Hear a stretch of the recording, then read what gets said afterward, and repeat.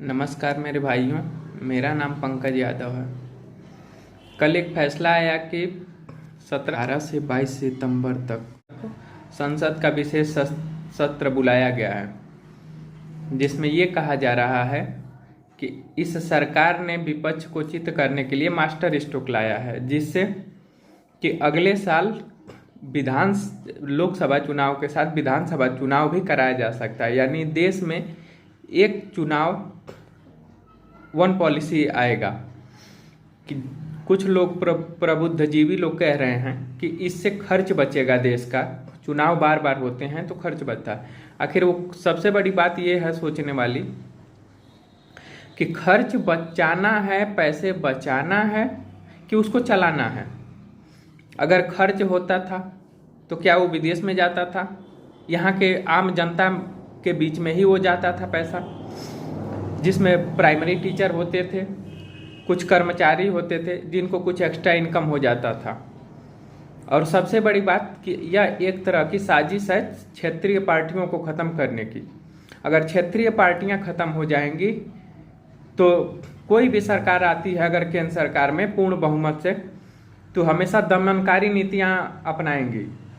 जैसे मुगलकी फरमान होता था, तुगलकी फरमान होता था कि जो फैसला हो गया वो हो गया। अगर राजस्थान में, मध्य प्रदेश में चुनाव नहीं होते तो आप सोचिए कि ये 200 गैस सिलेंडर नहीं कम होता, कभी नहीं कम होता। तो इस देश में ये खतरे की घंटी है। अगर चर्चा भी हो रही है तो ये खतरे की घंटी है कि वन नेशन वन इलेक्शन ये देश के लिए खतरा होगा। क्षेत्रीय पार्टियों को खत्म किया जाएगा, तुगलकी फरमान दिल्ली से चालू होगा।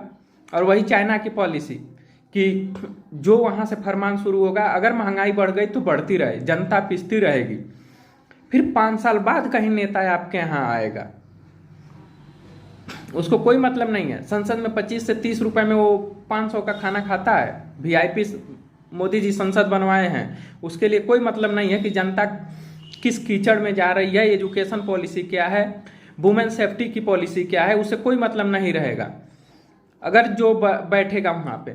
और रही बात खर्च की, तो सोचने वाली एक और बात है कि अगर मान लीजिए कि सरकार, किसी की भी सरकार बहुमत में नहीं आई तो, या तो राज्य में या केंद्र में, फिर जोड़ तोड़ की राजनीति शुरू होगी।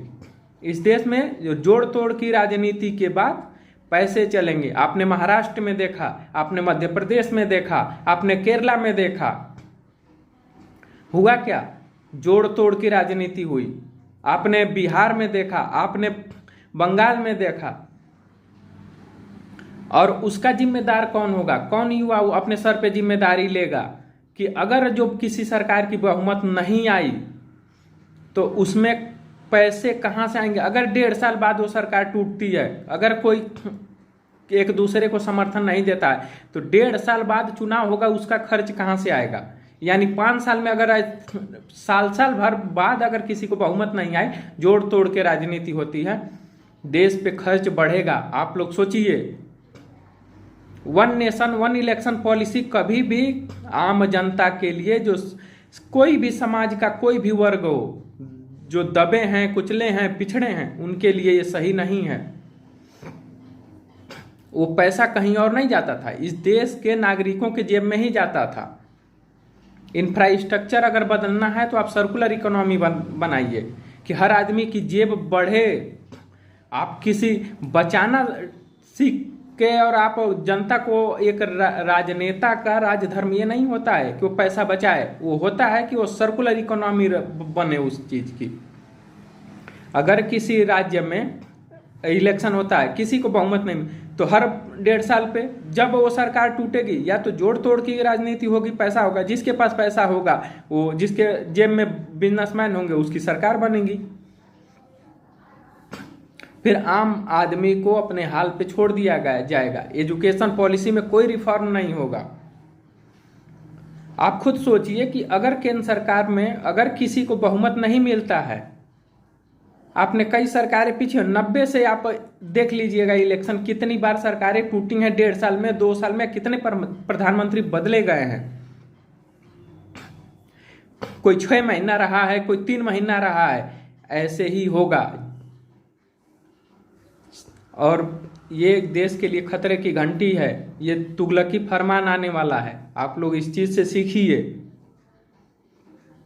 आज हर राज्य में चुनाव हो रहा है, फिर भी केंद्र सरकार झुकने के लिए आप लोगों के सामने तैयार नहीं है कि आपको सरकारी नौकरी दे। प्राइवेटाइजेशन चरम पे होगा और वही चलेगा, परिवारवाद चलेगा।